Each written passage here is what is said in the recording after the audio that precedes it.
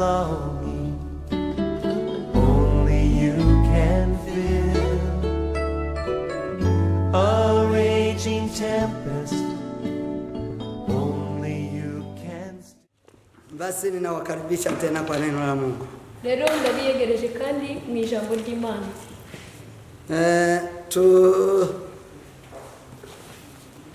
Tunaendelea na neno tulikuwa nalo Sunday iliyopita. Dukomeje n'ijambo ry'Imana twarimo twigaho mu cyumweru gishize. Hilo ndilo tutazungumza siku ya leo. Iryo jambo ryo turi buganireho uyu munsi wa none. Nawakaribisha wote wanaonisikiliza. Ndabiyegereje mwese abari kunyumviriza, walio mbali, abari kure, walio karibu, abari hafi. Na tunawashukuru sana kandi turabishimiye cyane tunabashimira wale waliotupongeza wakatuambia ya kwamba wanatufuata kwa mtandao.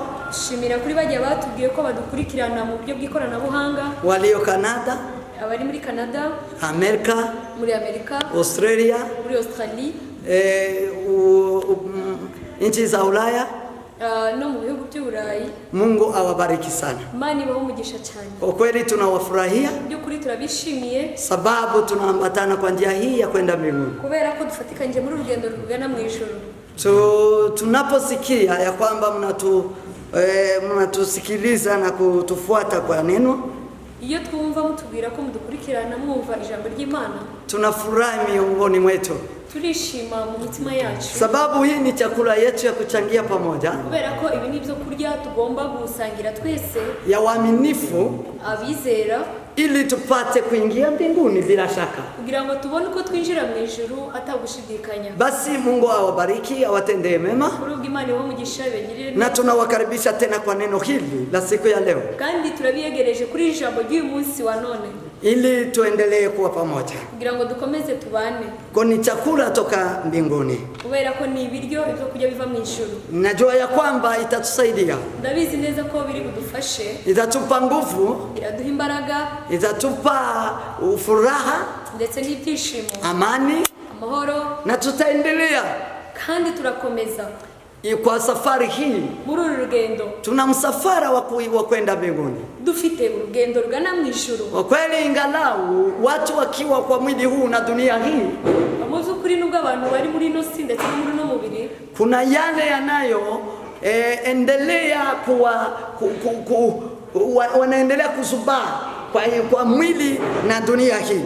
Birashoboka ko abantu baguma kurangara muri no si ndetse no muri no mubiri, lakini kwa kweli tutatoka katika dunia hii. Ariko mu byukuri tuzava muri no si, na kuna uhakikisho ya kwamba tutatoka. Kandi hari ibigaragaza ibihamye neza ko tuzavamo. Kuna ishara kamili, hari ibimenyetso bifatika nazo tuambia ya kwamba dunia si kwetu. Bitubwira yuko isi atari wacu. Wale waliotangulia duniani bajya babanje mwisi hawako sasa. Ubu ntibahari, wametoka, baragiye. Walikuwa wakubwa, barabakomeye, walikuwa matajiri, barabatunzi, walikuwa wenye hekima, barabanyabwenge, lakini kwa sasa wapo. Ariko kuri ubu ntibahari. Hiyo ni ishara, ico ni kimenyetso inayotueleza ya kwamba dunia si kwetu. Tubwira yuko mwisi atari wacu. Kuna mahali pengine, hari aho tugenda. Kuna wale walikuwa wanazaniwa ya kwamba hawezi ondoka, hawezi banduka duniani. Hari abatekerezaga yuko badashobora kuva mwisi, badashobora kuhava burundu, lakini walitoka. Ariko bavuyeho pasipo kupenda kwa, batabishaka. Sababu duniani si kwetu. Kubera ko mwisi si wacu, si makao ya kudumu. Ntabwo ari ibyicaro byacu. Mwili wetu huu tunio nao, umubiri wacu dufite, si makao ya milele. Ntabwo ari ubuturo bw'iteka, si nyumba ya milele. Ntabwo ari inzu ubuturo bw'iteka. Hii ni maskani. Iyi ni ingando. Ni maskani.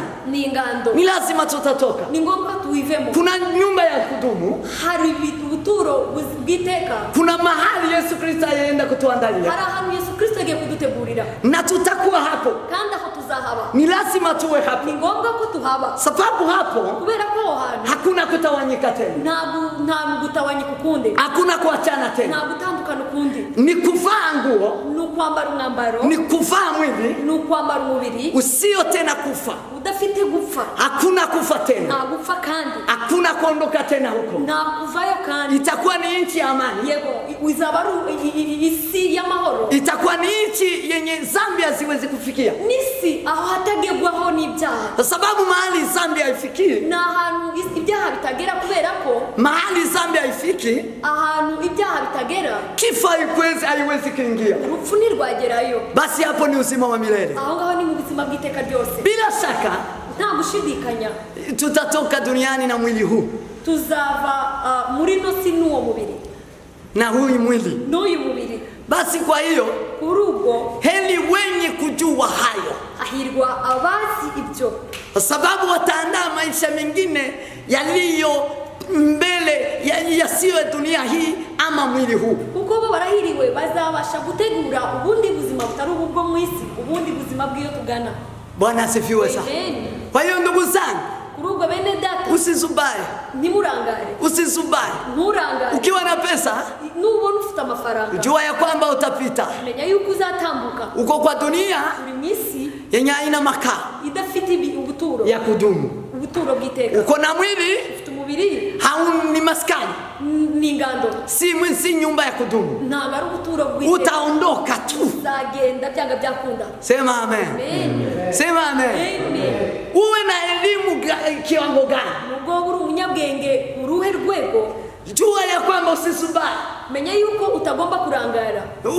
Akili hiyo isikuzubaze, ubwo bwenge ntibutume urangara, kwa sababu utaondoka, kubera ko uzatambuka. sababu hiyo hekima, hiyo akili ulio nayo, ubwo bwenge ufite uko katika mwili usio wa kudumu. menya yuko buri mu umubiri utaramba, uko ndani ya maskani, uri mu mubiri, muri mu ngando, na uko ndani ya mwili huu ya nchi hii ama dunia hii kuna dhambi, kandi umenye ko uri mu isi y'ibyaha, na hiyo dunia itaisha, niyo si izashira.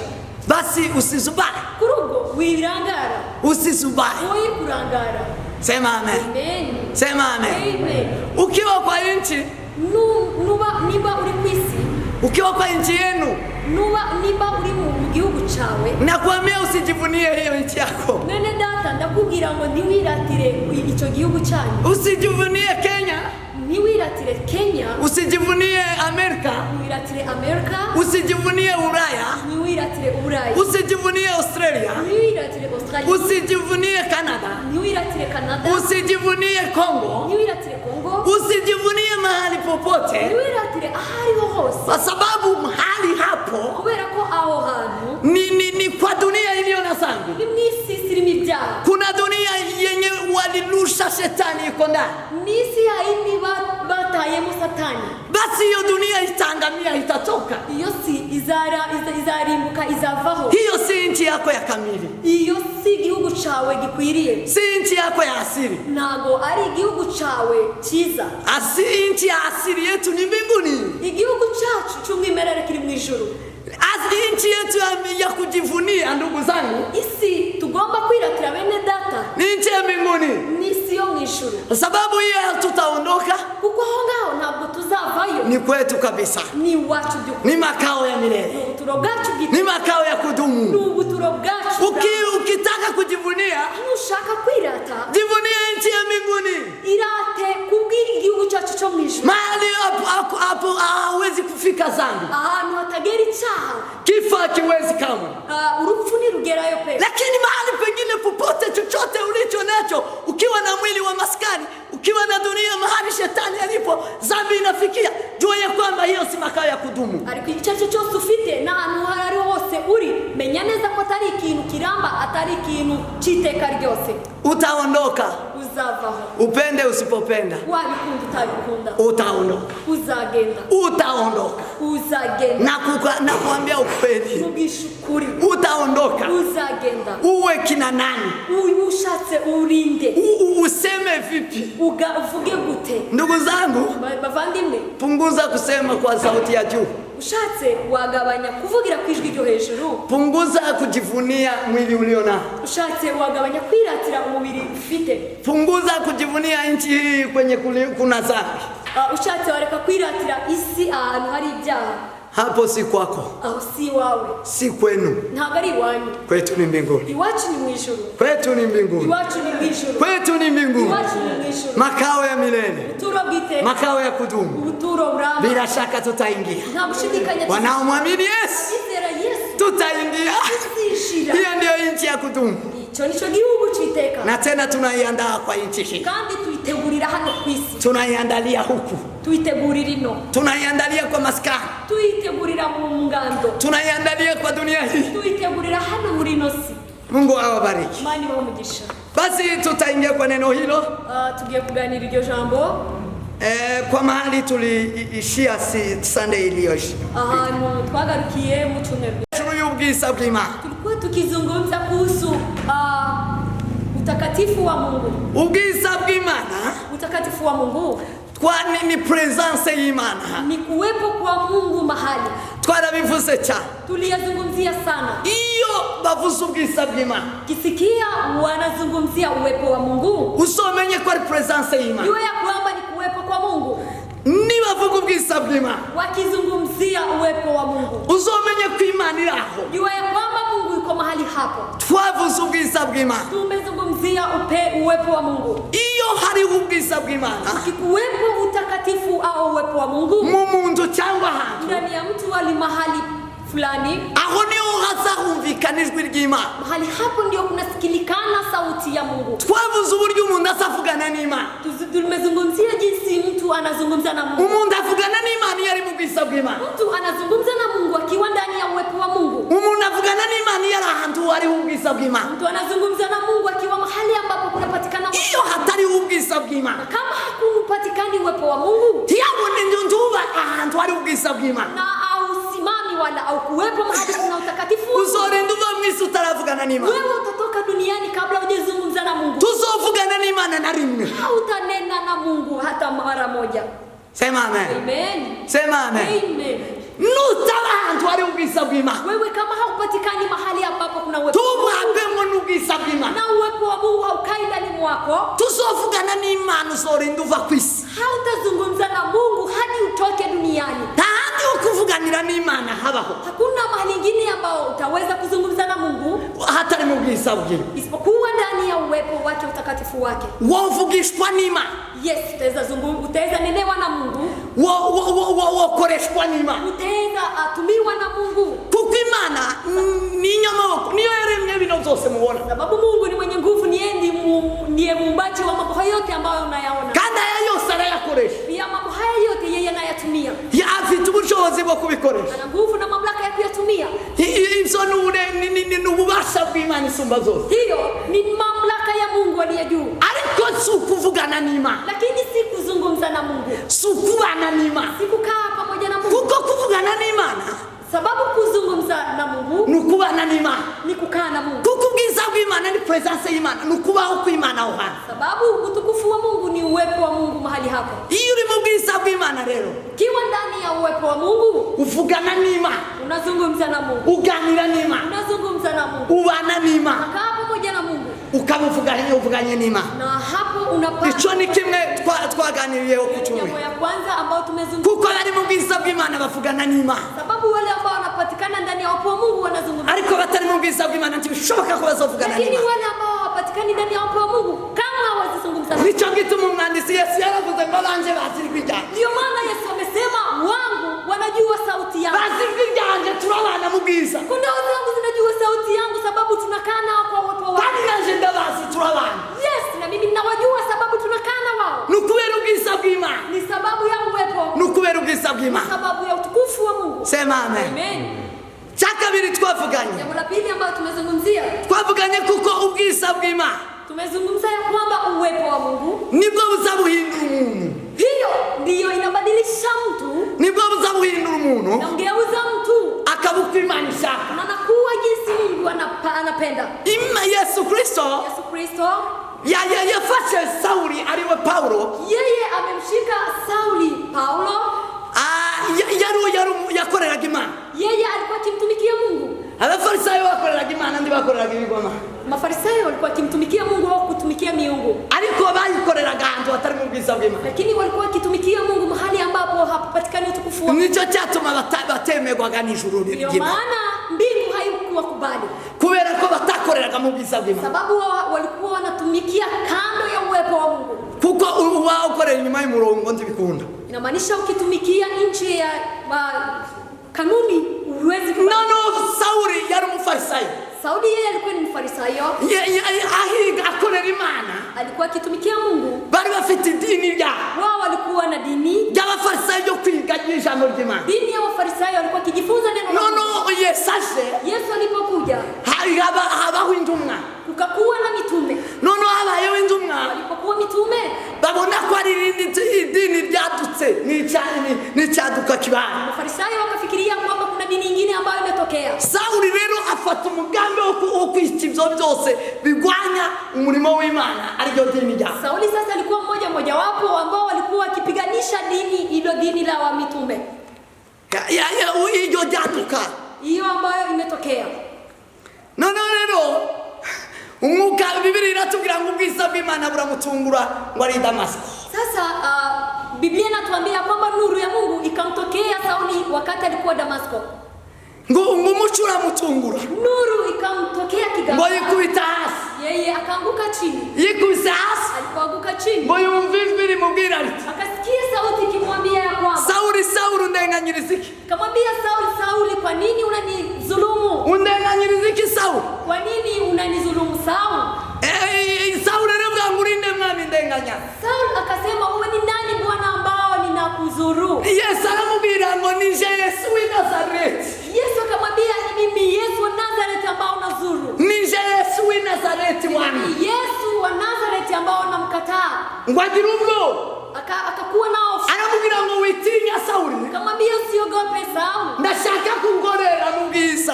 Nataka unitumikie ndani ya utukufu. Wangorera uri mu bafarisayo. Wakinitumikia katika Uri inyuma y'umurongo. kando ya Uri mu madini. huko kwa kidogo. Uri mu mihango. Huko kwa sheria. Uri mu mico. Huko kwa mila. Abantu bakorera Imana mu mico yabo.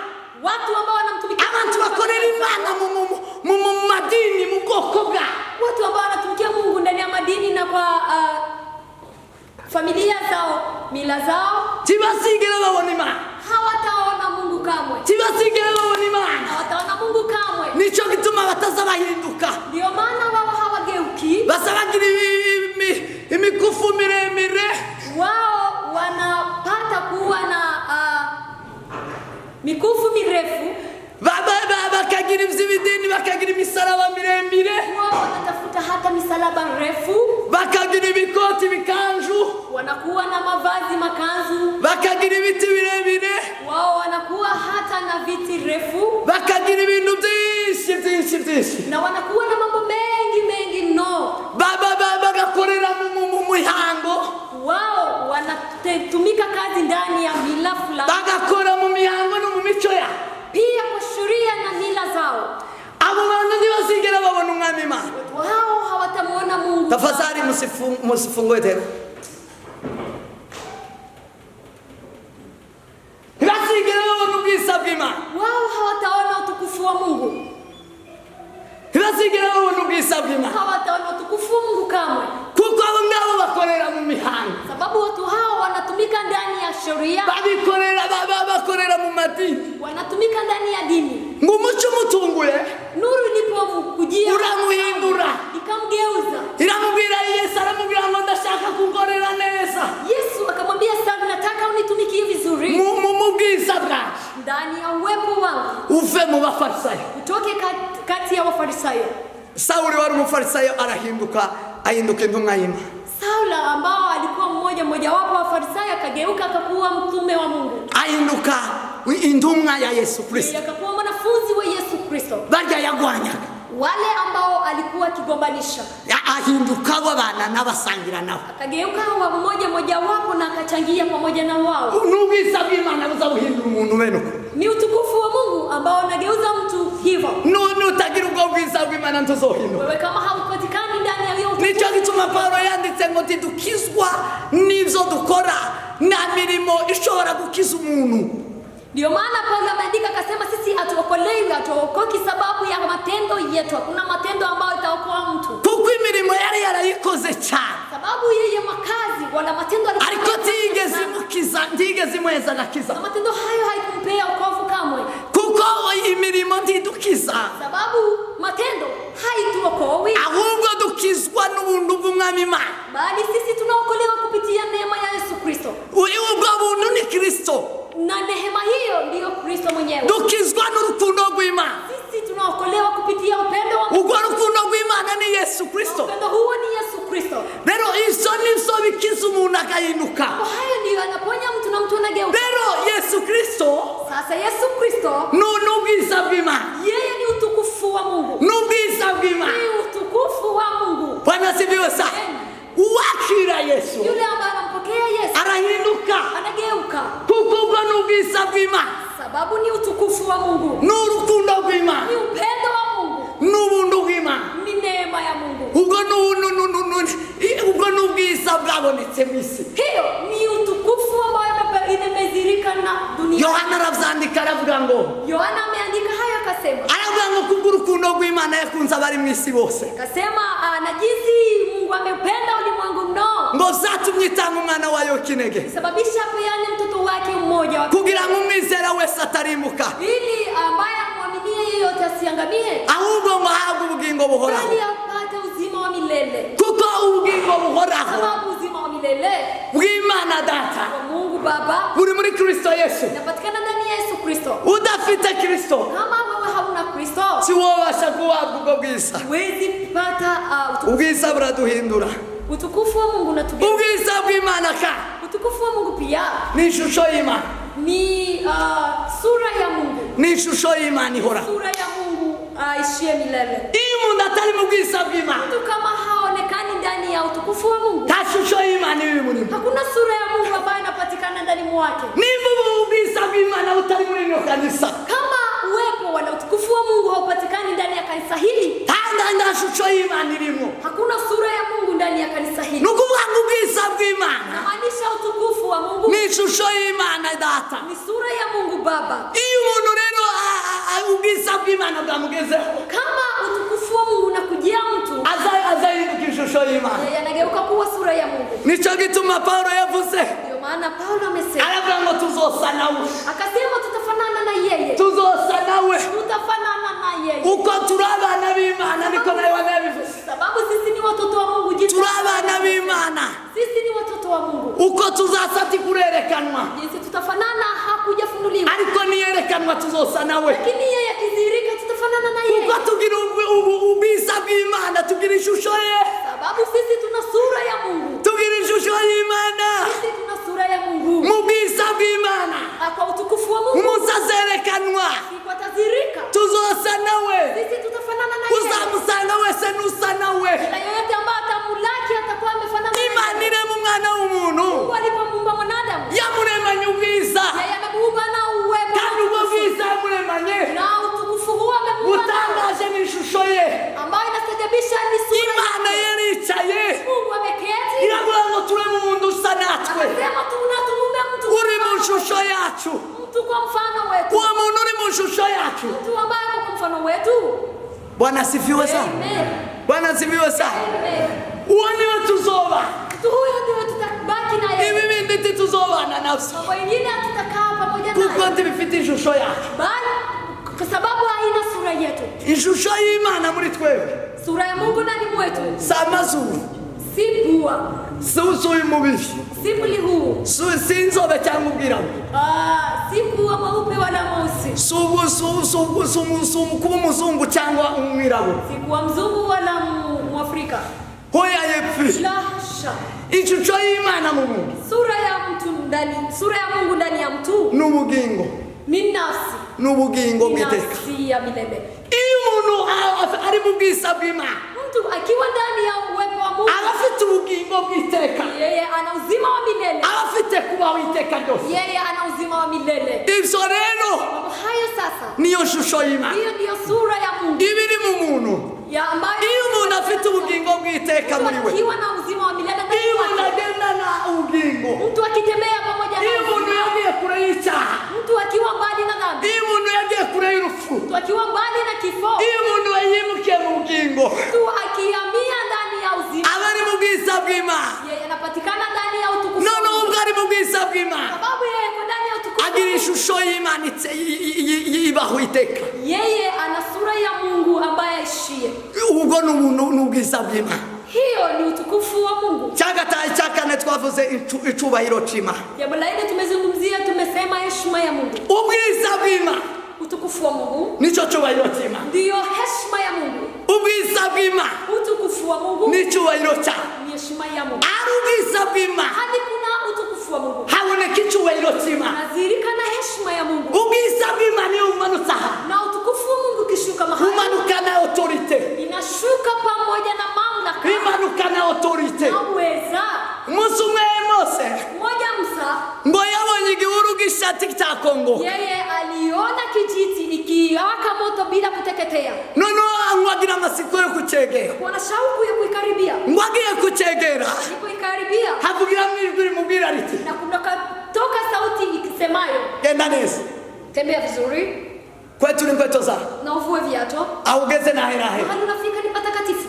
Kwetu inkweto, Vua viatu, kuramo inkweto, vua viatu, aho ugeze naherahe. unafika ni mahali Aho ari patakatifu. autorite, Hapo kuna uweza, aho ari imbaye, ari icubahiro. hapo kuna heshima. Tuvogere kushakire, Usikaribie jinsi ngo unataka. akuramo inkweto, Akatoa viatu, ari Yesu, akajitakasa.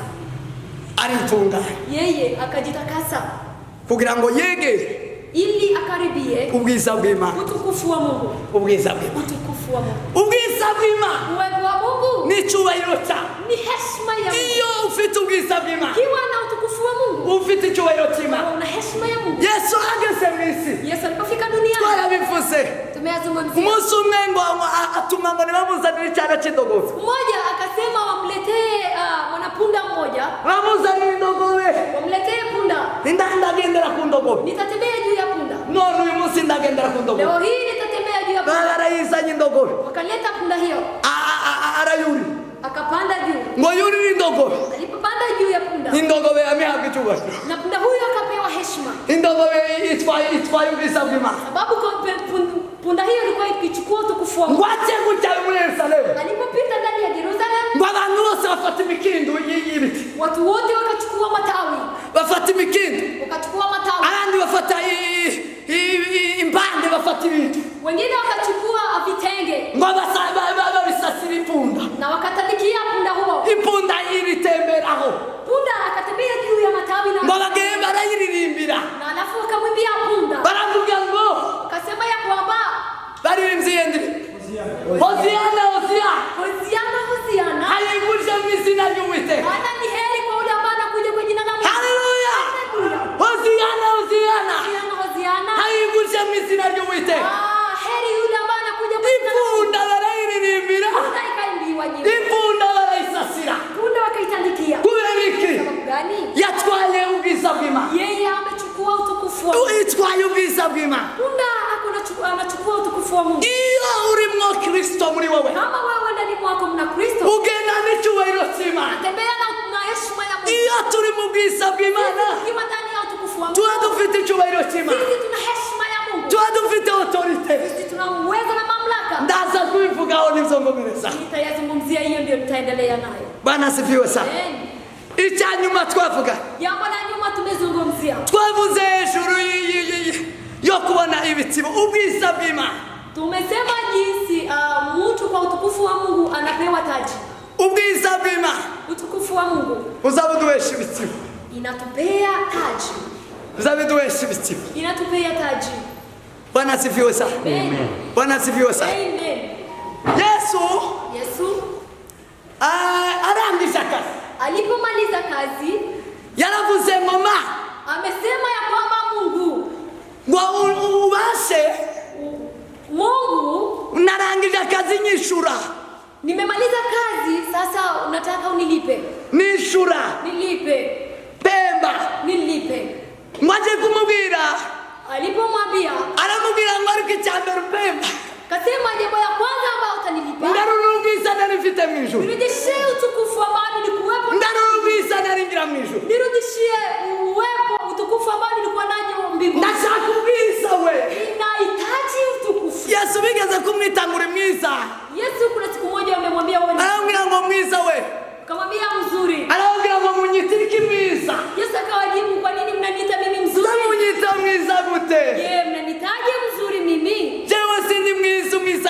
n'Imana. Mimi si mzuri, bali mzuri ni mmoja, ni Mungu. Imana niyo igira ubwiza bwose. Mungu yeye ndiye anakuanga na Iyo turi mu Mana tuba dufite ubwiza. Kiwa ndani ya Mungu tunakuwa tukiwa. Paulo aravuga ngo, Paulo akasema ya kwamba, aravuga ngo ndagwanye indambara nziza. akasema nimepigana vita vizuri. Narindi zo kwizera. Mimi nimechunga ya kuamini kwangu. Ngo ibisigaye bikikamba ry'ubugingo. Iliyosalia nachungiwa wala ninawekewa taji la uzima. Ngo mfite ikamba ry'ubugingo. Mimi nina taji la uzima. Ubwo nunu nigiyembo umuntu ahabwa kubw'ubwiza bw'Imana. Ibyo yakoreye mu bwiza bw'Imana ngo agahabwa igihembo. Taji ni malipo ambayo tunalipwa kwa sababu tumetumika ndani ya utukufu wa Mungu. Aravuga ngo narangije urugendo rwawe. Paulo akasema nimemaliza. Narangije akazi none mbabwira ibigihembo mfite ubugingo bw'iteka. Mimi nimemaliza kazi yangu. Sasa niwaambie taji ambao nimewekewa ni uzima wa milele. Ngo ubugingo butangirika. Uzima ambao hauaibiki. Nibwo mfite none. Hiyo ndio uzima. Kubera ko nakoreye mu bwiza bw'Imana. Sababu nimetumika ndani ya utukufu. Abantu bafite guhembwa. Wale ambao wanasubiri mali. Sawa nyedini. Si watu wa dini. Sawa koreye mu mico. Si wale ambao wametumikia ndani. Sawa towe n'abantu. Si wale ambao wamechaguliwa na Sawa koreye abantu. Si wale ambao wametumikia watu. N'abakoreye mu bwiza bw'Imana. Bali ni wale ambao wametumikia ndani. Abaririmbiye mu bwiza bw'Imana. Wameimbia ndani ya. Nibo bafite ibitsibo mu bwami bwo mu Hao ni ijuru. wanataji na mbinguni. Nibo bafite ubugingo bw'iteka. Hao ni wana uzima wa milele. Nibo bafite ibihembo bagomba guhembwa. Hao ni wana malipo ambao watapewa. Kubera ko bakoreye mu bwiza bw'Imana. Sababu wametumikia ndani. Ariko batarakoreye mu bwiza bw'Imana. Wale ambao kutumikia ndani ya utukufu wa Mungu Tibazigera bahembwa. hawatalipwa kamwe. Nta bihembo bafite mu bwami bwo mu ijuru. Wao hawana malipo mbinguni. Danieli niwe wabivuze aravuga ngo bo bazozukira gukorwa n'isoni. Danieli ameandika akasema wao watafufuliwa kwa kuaibika. Ariko ngo abakoreye mu bwiza bw'Imana Lakini wale ambao wamemtumikia ndani ya utukufu wa Mungu ngo bazozukira mu bugingo buhoraho. wao watafufuka kwa uzima wa milele. Bazazukira ubugingo bw'iteka. Watafufuka kwa uzima wa milele. Zo ni ibihembo dusanga mu bwiza bw'Imana. Mambo haya ni malipo ambayo tunayapata ndani ya utukufu. Abatarakoreye mu bwiza bw'Imana, abatararimbiye mu bwiza, tibabwiririze mu bwiza, tibayoborere kanisa mu bwiza, abo bose nta bugingo, nta bitsibo bagira mu bwami bwo mu ijuru. Hakuna mshahara kwa Mungu Baba. Wale ambao hawakutumikia ndani ya uwepo wa Mungu, wale utakatifu wa Mungu, hawana malipo yoyote mbinguni. Ntabwo bazohembwa. Hawatalipwa. Nibo Yesu azabwira urugi rumaze gukinga. Hao ndio Yesu atajibu wakati mlango utakuwa imefungwa. Bazavuga ngo twarabwirizaga mu izina ryawe. Watasema ati tumehubiri ndani ya jina lako. Amubwire ngo sinigeze kukumenya mva imbere wakivume. Anasema hasikukujua kamwe, toka mbele zangu. Avuge ngo twararirimbaga nari umukorari. Anasema mimi nilikuwa ni mwimbaji. Jewe kazuramisha ngahimbaza. Mimi nilikuwa nikiabudu na kusifu. Amubwire ngo ntibigeze ukorera mu bwiza bwacu. Yesu atamjibu anamwambia haukutumikia ndani ya utakatifu wako. Vimbere wakifumewe. Toka mbele zangu wewe mlaaniwa. Tanda bihembo zawe biri hano. Hakuna malipo yako mahali. Jewe kazutanga ituro n'amasadaka. Mimi ambao nilikuwa nikipeana sadaka. Wabikoreye. Ndio uliyafanyia wapi? Higeze ubikorera mu bwiza bw'Imana. Wewe hakuyatumikia ndani ya utukufu wa Mungu. Viyo ngiyo. Toka mbele zangu. Sinigeze kukumenya. Sikukujua kama. Paulo aravuga ngo Paulo akasema ngo twese twakoze ibyaha ngo twashikira ubwiza bw'Imana. akasema sisi sote tumetenda dhambi na Ngo ariko kubw'impano y'Imana ariyo Yesu Kristo. lakini kwa karama ya Mungu ambayo ni Yesu Kristo Ngo duhabwa kuongera kubushikira. sisi tumepewa tena kukaribia utukufu huu. Nukuvuga ngo dushikira ubwiza bw'Imana. Inamaanisha sisi tunasogelea utukufu huu Kubwo kuva mu byaha. kutoka ndani ya dhambi Kubwa Kristo Yesu. kupitia Kristo Yesu. Tukizereza Yesu Kristo. Na alafu Abo rero twaraganye ko tuvugana ndavuga ibintu bibiri gusa nsoza. sasa nitazungumzia maneno mawili ya Uburyo umuntu atwara ubwiza bw'Imana. jinsi gani mtu huwa anachukua utukufu wa Mungu. Uburyo akorera mu buntu bw'Imana. Jinsi mtu anatumikia bw'Imana. ndani ya utukufu wa Mungu. Uburyo umuntu akorera mu bwiza bw'Imana. Jinsi mtu anatumikia ndani ya uwepo wa Mungu. Uburyo umuntu atwara ubwiza bw'Imana mu isi. Jinsi mtu anachukua utukufu wa Mungu duniani. Kugira ngo azaje guhabwa bino zose twavuze haruguru bitanu. Ili apewe mambo haya matano ambayo tumezungumzia juu. Kugira ngo ibi byose bitanu bibemo. Ili mambo haya matano yeye yapatikane ndani yao. Nagira ngo dusome ijambo ry'Imana agira nze kubisozereza. Acha tusome neno la Mungu alafu nikamilishe kwa mambo hayo. Mfashe gusoma Yesaya ibice 60 umurongo wa mbere mugeze ko komeze ndabereka umugera.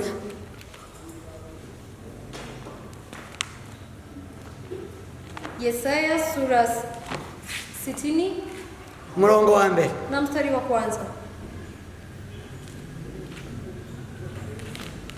Nasema, ondoka uangaze, kwa kuwa nuru yako imekuja na utukufu wa Bwana umekuzukia.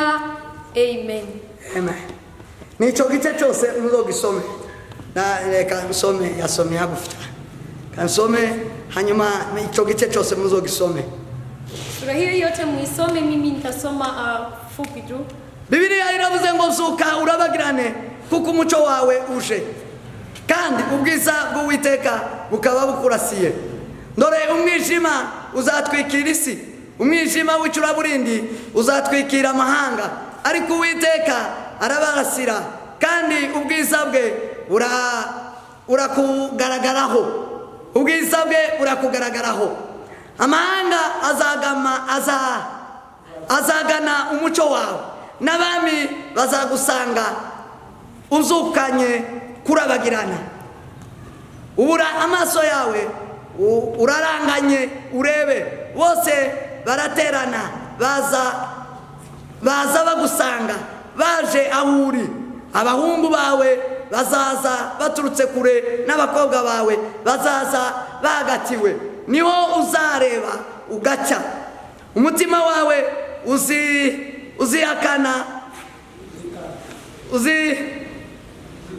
uzikanga hanyuma waguke, kuko ubwiza bw'ubuturutse mu nyanja uzakwegurirwa, n'iz'ubutunzi bw'amahanga bizaza aho uri. Amen. Amen. Kanongere nsoma akantu kamwe hano gato. Nitasoma jambo jingine ndogo hapa. Igice cya 16. Kandi uzonka n'amashereka y'amahanga, uzonka amaberi y'abami, nuko uzamenya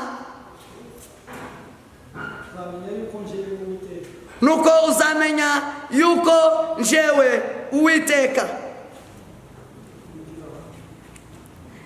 ndi umukiza wawe n'umucunguzi wawe, umunyembaraga wa Yakobo. 19. Ku manywa izuba siryo rizakurasira n'umuco, rizakurasira umuco, kandi ukwezi siko kubera umwezi, ahubwo Uwiteka niwe uzakubera umuco uhoraho, kandi Imana yawe niyo izakubera icubahiro. Izuba ryawe rizarenga ukundi, kandi ukwezi kwawe tikuzishima, kuko Uwiteka ari uzakubera umuco uhoraho. Iminsi yawe yo kuboroga izaba ishize, kandi abantu bawe bose bazaba abakiranutsi, bazaragwa igihugu kugeza iteka ryose. Bazaba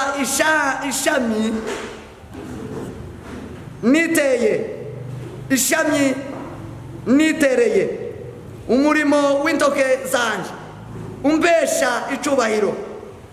Umuto azagwira abe igihumbi, woroheje azaba ishanga rikomeye. Jewe Uwiteka uzabigutebutsa igihe cyawe nigisohora. Amen. Tusome 16. Inasema, utanyonya maziwa ya mataifa, utanyonya matiti ya wafalme, nawe utajua ya kuwa mimi Bwana ni Mwokozi wako na mkombozi wako, mwenye enzi wa Yakobo. 19. Jua haitakuwa nuru yako tena wakati wa mchana, wala mwezi hautakupa nuru kwa mwangaza wake, bali Bwana atakuwa nuru ya milele wako, na Mungu wako atakuwa utukufu wako. Jua lako halitashuka tena, wala mwezi wako hautajitenga, kwa kuwa Bwana mwenyewe atakuwa nuru yako milele, na siku za kuomboleza kwako zitakoma. Watu wako nao watakuwa wenye haki wote, nao watairithi nchi milele. Mdogo atakuwa 1000 na mnyonge atakuwa taifa hodari. Mimi Bwana nitayahimiza hayo wakati wake. Amen. Kuvayo ibice 31 murongo wa mbere. Uwiteka abwira Mose ati, dore mpamagaye mu izina rya Besareli mwene Uri Yahuri, uwo muryango wa Yuda, mwuzuza umwuka w'Imana ngo agire ubwenge bwo guhimba n'ubwo gutora n'ubuhanga n'ubukorikori bwose, ivyo guhimba imirimo y'ubuhanga no gucura izahabu n'ifeza n'imiringa no gukeba amabuye yo gukwikirwa no kubaza no kugira ubukorikori bwose. Nanje ndore mushiriranyeho Oholiabu mwene Ahisamaki wo mu muryango wa Dani, kandi mu mitima y'abahanga bose nashizemo ubwenge ngo bakore ivyo nagutegetse byose. Amen. Bwana akanena na Musa na kumwambia, angalia, nimemwita kwa jina lake Bezaleli mwana wa Uri, mwana wa Huri wa kabila la Yuda. Nami nimemjaza roho ya Mungu katika hekima na maarifa na ujuzi na mambo ya kazi ya kila aina, ili abuni kazi za ustadi, kuwa fundi wa dhahabu na wa fedha na wa shaba, na kukata vituo vya kutiwa mahali na kuchora miti na kufanya kazi ya ustadi iwayo yote. Tena tazama, nimemchagua awe pamoja naye huyo Oholiabu mwana wa Ahisamaki wa kabila la Dani, nami nimemtia hekima katika mioyo ya wote wenye moyo wa hekima, ili wapate kufanya vyote nilivyokuagiza. Amen. Amen. Amen. Turangirize muri iki gitabo Itangiriro igice cya mbere 26. Kamilisha katika kitabu cha Mwanzo sura ya kwanza 26. Imana iravuga iti, tureme umuntu mu shusho yacu ase natwe, batware amafi yo mu nyanja n'inyoni n'ibisiga n'ivyo mu kirere n'amatungo n'isi yose n'igikururuka hasi cyose. Imana irema umuntu ngo agire ishusho yayo, afite ishusho y'Imana niko yamuremye, umugabo n'umugore niko yabaremye. Imana iha umugisha, Imana iramubwira iti, mwororoke mugwire mwuzure isi, mwimenyereze ibirimo, mutwara amafi yo mu nyanja n'inyoni n'ibisiga byo mu kirere n'ibintu byose bifite ubugingo byigenza ku isi. Kandi Imana iramubwira iti, ndore mbahaye ibimera byose byera imbuto biri mu isi yose, n'igiti cyose gifite imbuto zirimo utubuto twacho, bizabe ivyo kurya zanyu. Amen. Mungu akasema, na tumfanye mtu kwa mfano wetu, kwa sura yetu, wakatawale samaki wa baharini na ndege wa angani na wanyama na nchi yote pia na kila chenye kitambaacho juu ya nchi. Mungu akaumba mtu kwa mfano wake, kwa mfano wa Mungu alimuumba, mwanamume na mwanamke aliwaumba. Mungu akawabarikia. Mungu akawaambia, zaeni mkaongezeke, mkaijaze nchi na kuitiisha, mkatawale samaki wa baharini na ndege wa angani na kila kiumbe chenye uhai kiendacho juu ya nchi. Mungu akasema, tazama, nimewapa kila mche utaao mbegu ulio juu ya uso wa nchi yote pia, na kila mti ambao matunda yake yana mbegu, vitakuwa ndivyo chakula chenu, na chakula cha kila mnyama wa nchi, na cha kila ndege wa angani, na cha kila kitu kitambacho juu ya nchi chenye uhai. Majani yote na miche ndiyo chakula chenu. Ikiwa hivyo, Mungu akaona kila kitu alichofanya, na tazama, ni chema sana. Ikawa jioni.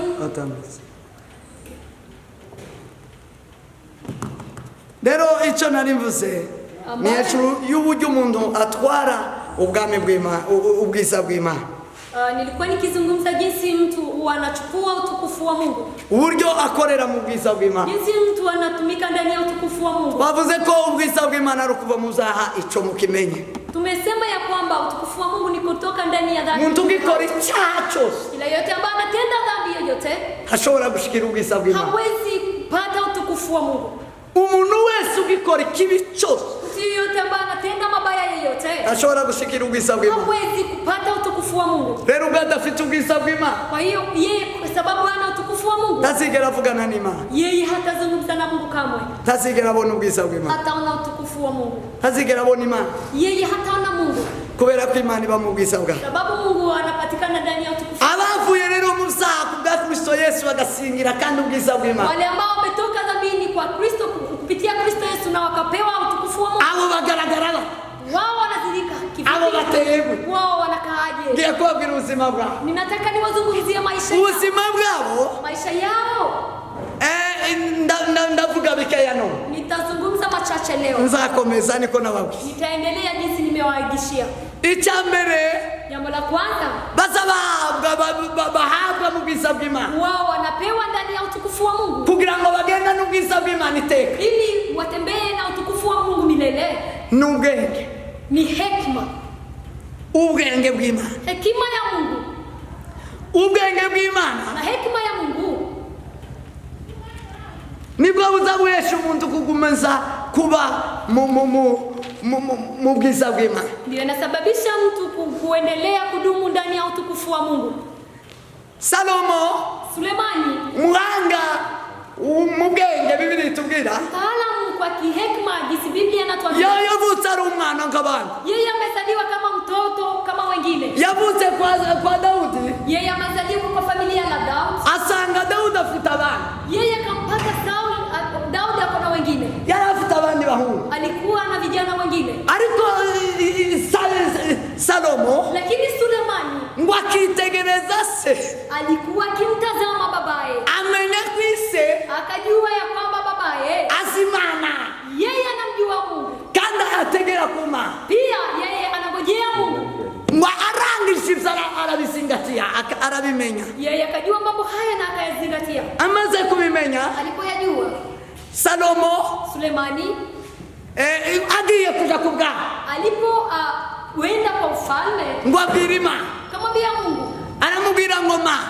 kamwambia Mungu, mpa ubwenge, nipe hekima, nipe hekima.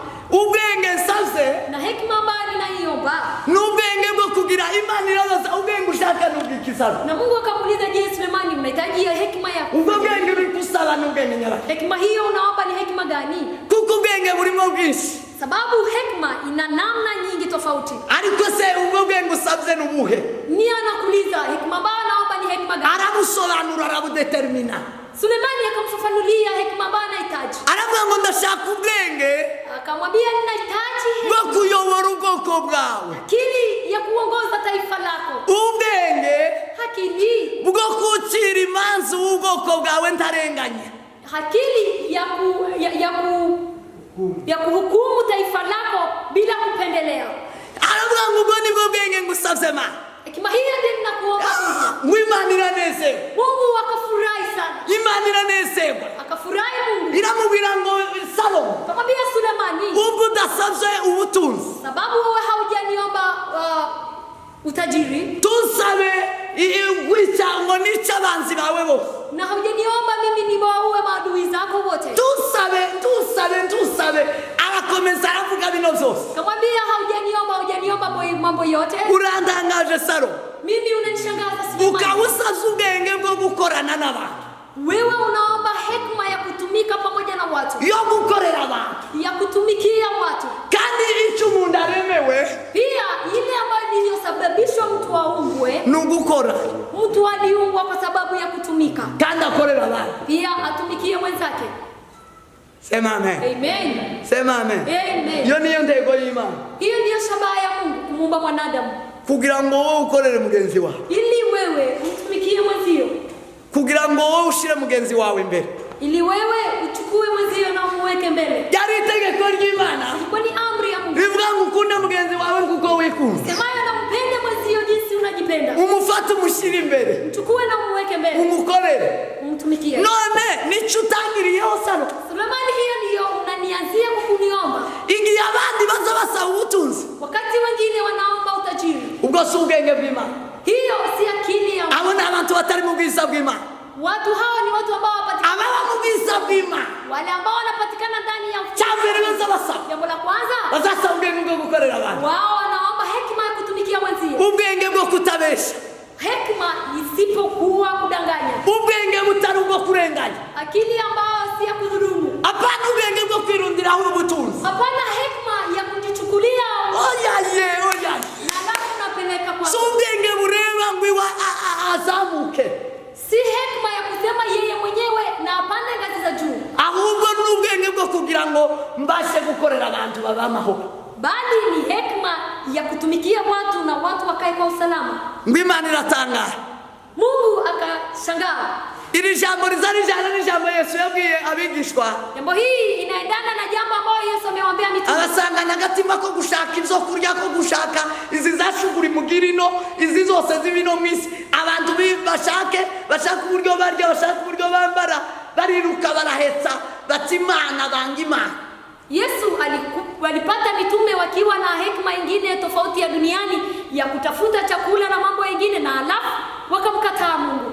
Arababwira ngo mbabwire, Akawaambia, sikilizeni niwaambie, muve muri ibyo murimo, tokeni ndani ya mambo hayo ambayo muve muri za shughuli, mtoke, muve muri za shughuli, tokeni ndani ya shughuli, muve mu kwiganyira ngo muzogiki muzanywiki, tokeni kwa namna ya kusema nitakula nini mkijiuliza nitavaa nini. ngo tuzabaho duti.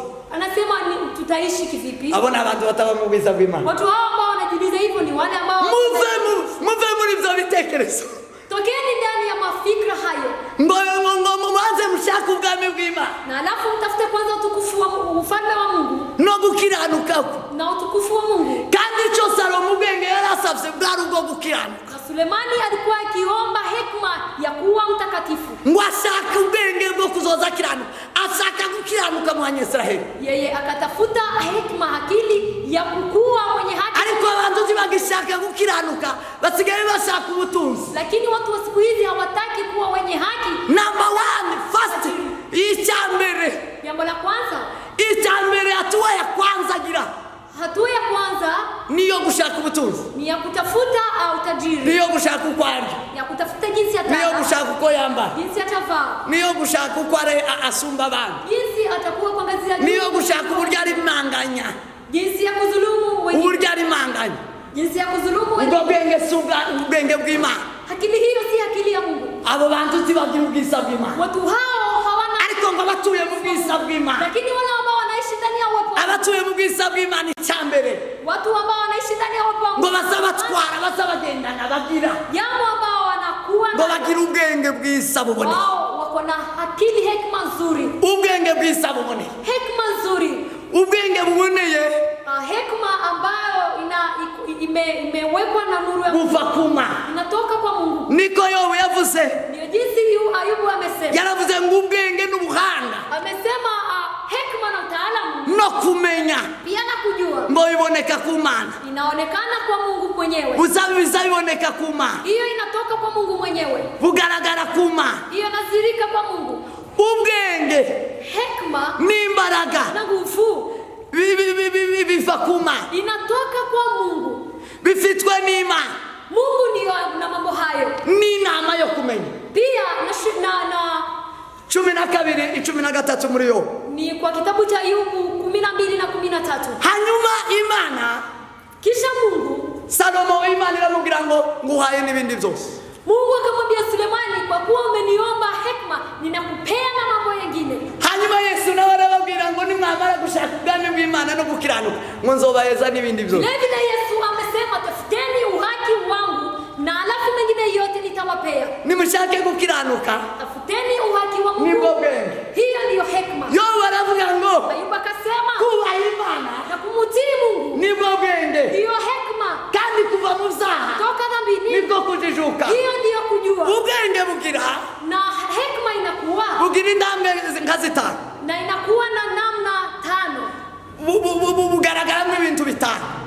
Kwa hekima kunadhihirika mambo matano. Mu bwenge niho hagaragaramo kujijuka. Kwa hekima ndio kunadhihirika kujua. Iyo umuntu atafite ubwenge, kama mtu hana hekima, no kujijuka atakwabagira. pia nakujua yeye hamjui. Sinzi ko natanga ino. Nimeshangaa huku. Kwa kujijuka bazaha kugira ngo kubonekane inyuma. Watu wanafikiria kwamba kujua inadhihirika hapa mwilini nje. Hoyaye. La hasha. Kujijuka ati kuba ku maso cyangwa ku mutwe ku musatsi. Kujua haidhihiriki kwa kichwa wala kwa nywele. Tikuza ati kuba hano kubisiki. Haidhihiriki hapa kwa uso. Hoyaye. Tikuba ku minwa. Na haidhihiriki kwa mdomo. Tikuba ku ipataro. Haidhihiriki kwa trouser. Mwezo wambaye ipataro isa gutya. Ati jana umevaa suruali ya hivi. Ingana gutya. Ya saizi fulani. Numara uvuge ngo wajijutse. Ati useme sasa wewe umejua. Ngo najijutse ngo mbere ngo tibisi haja biba.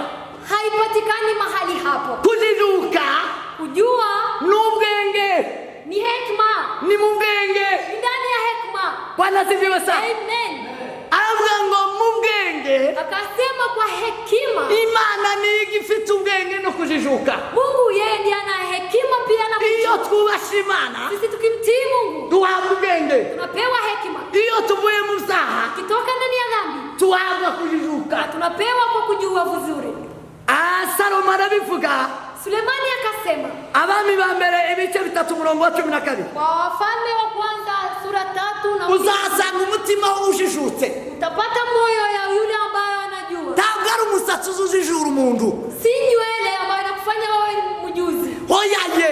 La hasha. Saa mtu wicaye azakujira ho kuzanira kujijuka. Si mahali ambapo unaketi wewe inakufanya wewe ni mjuzi. Kujijuka kwa mu mutima. Kujua inatoka ndani ya moyo. Kujijuka ni mu mutima. Ni ndani ya moyo. Ni mu bwenge. Ni ndani ya hekima. Nono ubwo bwenge. Na hapo sasa uko kujijuka kugatuma udakora icyaha. Inakusababisha usitende dhambi. Ugatuma utandukanya ikibi n'icyiza. Alafu unatofautisha mabaya na mema. Ugahitamo gukora ibyiza. Na unachagua kufanya mema. Uko ni ukujijuka. Hiyo ni kujua, ni kutambua. Ugahitamo gukiranuka. Na unachagua utukufu. Gukiranukira abantu. Kuwa mwenye haki mbele za Mungu. Gukiranukira Imana. Na unakuwa mwenye haki mbele za watu na mbele za Mungu. Iyo kiranukira abantu. Ukikuwa mwenye haki mbele za watu. Ugakiranukira Imana. Pia na Mungu. Uzuye umutima ujijutse. Wewe ndani mwako una moyo ambao unajua vizuri. Ufite umutima ujijutse. Na moyo ambao unajua vizuri. Icya kabiri. Jambo la pili.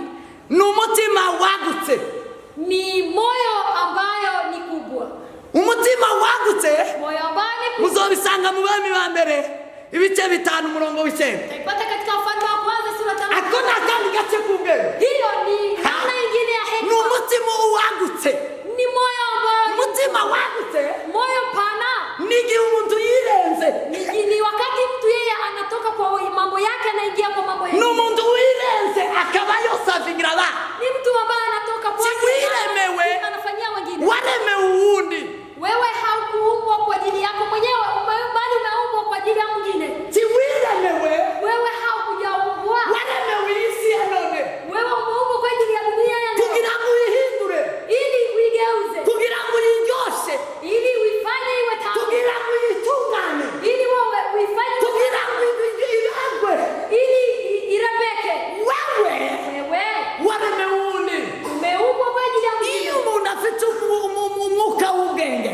Mtu akiwa na roho ya hekima ya hekima. Iyo umuntu afite ubwenge bw'Imana. Mtu akiwa na hekima ya Mungu. Iyo umuntu afite ubwenge bw'Isa. Yeye akiwa na akili nzuri. Azagira umutima wagutse. Yeye ana roho ambayo ni pana. Azagira umutima wagutse. Roho ambayo ni pana. Si umutima umureba ubwiwe. Si roho ambayo inamwangalia mwenyewe. Bizimuzunguruka gusa. Alafu ajizunguke mwenyewe. Ubwo bwenge ni ubwenge nyamaswa. Na hekima hiyo ni akili ya. Izi nyamaswa zose zigira instinct. Mnyama wote wao wana fikara. Iyo instinct. Na fikara hiyo. Izibe zimwereka gusa we. Inamuonesha yeye mwenyewe peke yake. Inyamaswa tizireba undi tizireba umuntu. Mnyama haiangalii mwingine, haiangalii. Ariko ubwenge buvuye mu ijuru kuma. Lakini hekima ambayo inatoka mbinguni. Wese Imana icuba. Ambayo inamkuza Mungu. Ni igihe wagize umutima wagutse. Ni wakati ambao wanapatikana na roho. Ni igihe wawufasha uwundi. Wakati unasaidia mtu. Ni igihe wawugira neza. Wakati unatenda mema. Ni igihe wawukorera abantu. Ni wakati unatendea wengine. Ni igihe wawukorera itorero. Wakati unatendea kanisa. Ni igihe wawukorera undi muntu. Wakati unatendea mtu. Ukarenga wowe. Na alafu unaenda unavuka mipaka. ukarenga wowe. Unavuka mipaka ya wewe. Uwo ni umutima wawe. Hiyo ni roho ambayo ni Ibyo biva mu bwenge bw'Imana. hiyo inatoka ndani ya hekima ya Mungu. Iyo umuntu adafite ubwenge bw'Imana, Kama mtu hana hekima ya iyo Mungu, umuntu ataba mu bwiza bw'Imana, kama yeye hapatikani ndani ya utukufu, ntazagira bene ubwo bwenge. yeye hana hekima hiyo. Ntazagira bene ubwo bwenge. Hiyo hekima hana. Azagenda nta bwenge. Yeye anatembea bila hekima. Azagenda gusa yirebaho. Anatembea akijitazama mwenyewe. Icyiza cyose ni icye. Mazuri yote ni yake. Ikigezweho cyose ni icye. Yale yanafika kwa roho ni yake. Icyambere akazashamata. Yeye anafika na nazoa. Ubwenge bubi. Akili mbaya. Ubwenge bwa shitani. Akili ya shetani. Ubwenge butari ubw'Imana. Akili ambayo si ya Mungu. Bene ubwo bwenge buzamukoza icyaha. Na akili hiyo inasababisha Nicyo gihaza yibiza abandi. Hapo wanaiba mambo ya wengine. Nicyo gihaza abesha. Hapo wanadanganya. Kugira ngo bibise. Ili yawe yake. Kugira ngo bibisabo. Ili iwe yao. Nta mutima wagutse agira.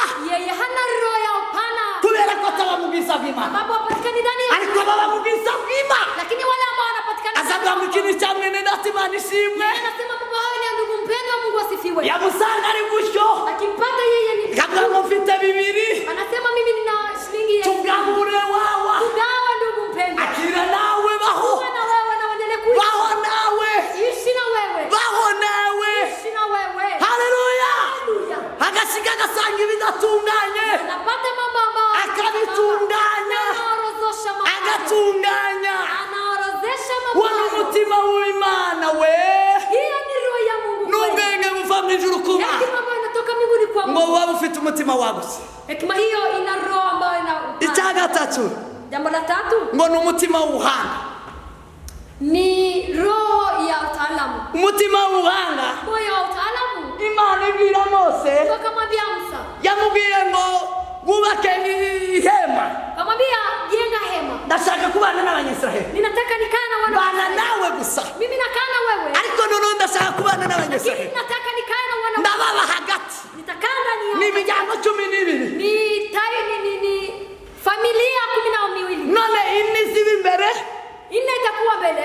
Indi ibe ibumoso. Ingine familia nne kwa Indi ibe iburyo. Familia ingine kwa kulia. Indi ibe inyuma. Familia zingine nyuma. Unubakire hagati, nture hagati muri mwe. Nijengee katikati, nikae katikati. Hanyuma imwereka igishushanyo mbonera. Alafu akampea jinsi ya kujenga. Imuha igishushanyo mbonera cy'ihema. Yeye akampea jinsi ya kujenga hema. Aramubwira ngo none ibi bizakora abantu. Akamwambia, je, nani watafanya? Aramubwira ngo bakubwire. Akamwambia, sikieni kwambie. Haleluya. Haleluya. Nibyo dutanga ubwenge n'ubuhanga. Ni mimi ambao napeana hekima na Niyo utaalamu. twasomye. Hapo ndipo mahali Imana iramubwira ngo ndore ngiye guhamagara Bezaleli. akamwambia, nitataka nimuite Bezaleli. Nahamagara Bezaleli wo mu nzu ya Yuda. Namuita Bezaleli wa nyumba ya Yuda. Yuzuza umwuka w'ubwenge bw'Imana. Jaze hekima ya Mungu. Ngo agire ubwenge. Awe na akili. Agire ubuhanga. Na awe mtaalamu. Agire guhimba. Awe stadi. Agire gutora. Na achague. Ni uzoza umenya ahantu yoba hagati na hagati. Yeye ndiye atajua mahali katikati. Ni uzogira ubukonikoni bwose. Yeye ndiye atakuwa na ustadi wa Ubukonikoni ni ukurimbisha. ustadi ni kurembesha. Ni ukurenzaho. Ni kufanya juu ya yote. Ushakwe kugira ubwiza. Ni kurembesha zaidi. Nzaguheza ubwo buhanga. Nitakupea utaalamu huo. Iyo umuntu afite ubwenge bw'Imana, Ukiwa na hekima ya Mungu. Imana izimuheza n'ubuhanga. Ninampea pia utaalamu. Kugira ngo icyo yubaka cyose Ili jambo yote ambayo acyubakisha ubuhanga. yeye kwa utaalamu. Ayo ukigeraho wese Na mtu yote ambaye atafikia. agikurira isafu. Na ajue kwamba Agikurira isafu. pesa duty. Avuge ngo ni ukuri. Aseme ni kweli. Hari ubwenge bw'Imana. Mahali hapa kuna hekima. Hari ubwenge bw'Imana. Na hekima ya Mungu. Ubwenge bw'Imana Akili ya Mungu. buzabutwara ubuhanga. Inachukua utaalamu. Tivobaho nta buhanga. Haiwezi kuwa bila utaalamu. Uzabukora ikintu ukakirangiza. Inafanya jambo na inamaanisha. Tivota mu nzira. Haiwezi achia njiani. Hekima ya Mungu inafanya kazi na inakamilisha. Sema amen. Amen. Sema amen. Amen. Umutima w'ubuhanga. Hekima, moyo wa hekima Uzukebera umuntu ukamwokereza mu kanwa basa. inafanya kazi na inakamilisha. Icyakane Jambo la nne. ngo umuntu wuzuye ubwenge bwiza bw'Imana Mtu ambaye anajia utukufu wa Mungu, hekima ya Mungu buva mu kubaha Imana ambayo inatoka ndani ya utukufu wa Mungu, kuheshimu Mungu, no kuba kure y'ibyaha, pia kuwa mbali na dhambi. ngo asagire umutima w'ibitekerezo byiza. Yeye anakuwa na moyo wa fikra nzuri. Agira ibitekerezo byiza. Hakuna fikra nzuri. Paulo yaravuze, Paulo amesema, aravuga ngo njye mfite gutekereza kwa Kristo. amesema mimi nina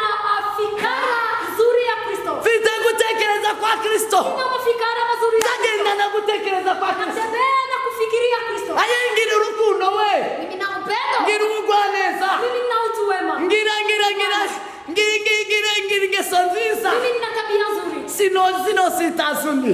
Siwezi kukwaza mtu yeyote. Nashaka kubana n'abantu bose amahoro. Mimi ninahitaji kukana. Akagira ibitekerezo vyiza atanga. Yeye anakuwa na fikra nzuri ambazo kugira ngo ndatanga ibitekerezo bisa gukoroganisha abantu. ili asipeane fikra ambazo zitatuma watu. Umuntu wese ubwenge bw'Imana. Kwa maana ya hekima ya Mungu. Tiyotekereza guhimbira undi ubesi. Hawezi mdanganya. Tashobora. Hawezi. Umuntu wese ubwenge bw'Imana. Kwa maana ya hekima ya Mungu. Tiyobona Israje na apotre mbona maragira icyo atekereza kindi. Hawezi muona aposto na ndugu Ziraje ili afikirie mambo yengine. Oya yetagira uwo mwanya. La hasha, na wakati hiyo. Agira umwanya wo gutekereza ubuntu bw'Imana. Bali hakuna wakati wa kufikiria nguvu za Mungu. N'ubuntu bw'Imana. Neema ya Mungu. Icyo areba cyose. Mambo ya amani. Akibonamo imbaraga z'Imana. Yeye anaona nguvu za Mungu. Akibonamo ubwiza bw'Imana. Anaona utukufu wa Mungu. Akavuga ngo Imana yakuremye neza we. Anasema Mungu amekubariki. Agira umwanya wo gucanga undi. Yeye hana wakati. Agira ibitekerezo byo kumubwira ngo uyu yaremwe n'Imana. Yeye mafikira yake ni kusema mtu huyu ameumbwa na Mungu. Sema amen. Amen. Sema amen. Amen. Sema amen. Amen. Tibagira ibitekerezo by'ubwicanyi. Hawana mafikra ya uuaji. Tibagira ibitekerezo by'ishari. Mawazo ya fitina. Tibagira ibitekerezo byo kwicara ngo bagambanire undi muntu. Wao hawana mawazo ya kuteta mwenzio. Hoyaje. La hasha. Bagira ibitekerezo biramya Imana. Wana fikra za kumwabudu. Bisa bihimbaza Imana. Wanamwabudu. Mu gitondo na nimugoroba. Kuna mchana. Atekereza Imana. Yeye anafikiria Mungu. Atekereza ubuntu bw'Imana. Neema ya Mungu. Araramishe. Yeye na Arahimbaza. anasifu. Yagera ku muntu. Fika mbele za Agira ibitekerezo vyiza. Ampea hekima ya Mungu. Kubera ko bimurikiwe. Sababu hekima hizo mafikra yake yameangaziwa na Mungu. Kubera ko aba mu bwiza bw'Imana. Yeye anaishi ndani ya Mungu. Ya Mungu wa Mungu. Ubwiza buzamurikira ibitekerezo vye. Nuru ya Mungu inaangazia fikra zake. Icya gatanu. Jambo la tano. Ngo ubwenge bw'Imana bubamwo kumenya. Na hekima ya Mungu inaleta ujuzi. Bubamwo kumenya. Ujuzi. Abami ingoma ya mbere. Bice 22 umurongo wa 12. Mambo ya Nyakati wa Pili sura ya 12 na mstari wa 12. Imana yongera Salomo imuheza kumenya. Mungu akampea Sulemani ujuzi. Paulo arandika. Paulo akaandika. Arabanga mwa Efeso. Mwambia ndugu wa Efeso. Mukonsense. Ninapoomba. Nzamba senge. Ninawaombea. Ngwimani baumuka ubwenge. Ili Mungu ape roho hekima. Ngano wo kumenya. Na kujua. Mutume mumenya neza. Na mjue muhakikishe. Imani baumuka ubwenge. Mungu ape roho hekima. Guhishurirwa. Na kufunuliwa. Kumenya no guhishurirwa. Kujua ni kufunuliwa. Kumenya no guhishurirwa. Kujua ni kufunuliwa. Kumenya. Kujua. Haleluya. Haleluya. Nugutinda kuzubonye. Ni kukaa ukifikiria yale ambayo umeyaona. Kubera kuba mu bwiza bw'Imana. Sababu unakaa ndani ya utukufu wa Mungu. Imana ikabikubwira uko bimeze. Na Mungu anakuambia jinsi yalivyo. Ngo bigatuma umenya Imana neza. Na alafu namjua Mungu zaidi. Sema amen. Amen. Sema amen. Amen. Sema amen. Amen. Kumenya. Kujua. Na gacheko mu bwenge. Ni kitu kidogo ambayo anapatikana ndani ya hekima ya utukufu wa Mungu. Kugira ngo ili mtu arusheho azidi zaidi guhimbaza Imana, kumtukuza Mungu. Abantu bakaza bava hirya no hino bakaza kureba Salomo. Watu walikuwa wakitoka mbali kule na kule. Ngo bakaza kureba ubwenge bwe. Walikuwa wakija kuangalia hekima ya Sauli. Ngono kumenya. Sulemani na kujua kwake. Yakaza chimigani. Yeye alikuwa mwenye midhani mingi. Umunyabwenge aza chimigani. Mtu mtaalamu agachimigani. Alikuwa akipeana medhali. Bagatangana n'umumenyi afite. Na wanashangaa kwa ujuzi ambao nao. Sema amen. Amen. Sema amen. Amen. Sema amen. Amen. Yabona ikinyoni kigurutse gutyo. Yeye akiona ndege ambayo inaruka, agabwira ngo kiriya giteze kuriya ngo kiba kimeze gityo. Anawaambia ile venye inaruka iko hivi. Sema amen. Amen. Iyo ni ishurirwa n'ukumenya. Iyo kufunuliwa ni ujuzi. Iyo utindanye n'Imana. Ukikaa unafanya utinze mu bwiza bw'Imana. Ukikaa ndani ya utukufu wa Mungu. Imana iziguhishurira kumenya. Mungu anakufunulia kujua. Iziguheza umutima wo kumenya. Inakupea moyo wa ujuzi. Ukazuhishurirwa. Na unafunuliwa. Hapana kuvyigishwa. Hapana kujifunzwa. Uzuhishurirwa. Wewe unafunuliwa. Imana ikaguha kuyimenya neza. Mungu anakupea kujua. Ikaguha kumenya neza ivy'iki gihe. Na unajua vizuri mambo ya nyakati hii. Uko ababa mu bwiza bw'Imana. Wale ambao wanapatikana ndani ya bamaze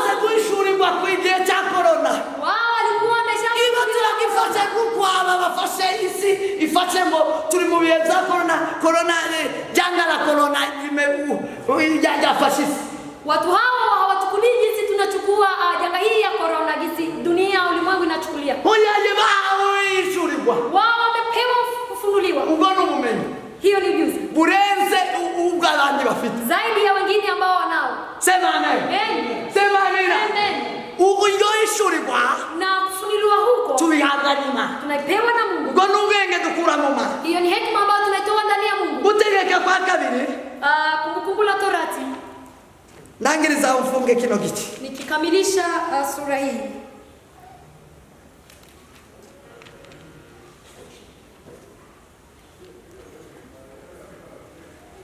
Igice cha 4 umurongo wa 6 n'umusoro. Kumbukumbu la Torati sura 4. Igice cha 4 umurongo wa 6.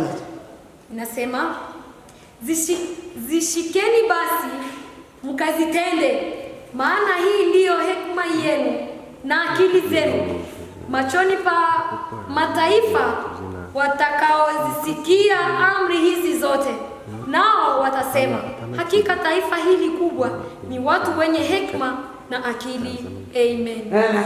Biblia ijambo ry'Imana cyangwa Biblia yera. Tusaidie kwa Biblia yera.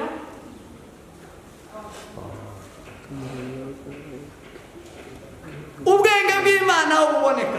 Hekima ya Mungu mahali inadhihirika nukuba amategeko y'Imana. Ni kuheshimu amri za Mungu. Uba mu bwiza bw'Imana we. Mtu ambaye ako ndani ya utukufu wa Mungu agenda na kubaha amategeko y'Imana. Yeye anatembea akiziheshimu amri za Mungu. Agenda na kubaha Imana. Anatembea akimheshimu Mungu. Imana Mungu ni jambo rya. Ni neno lake. Imana Mungu na mategeko ya. Ni amri zake. Imana Mungu ni kamere ya. Ni asili yake. Kamere yayo.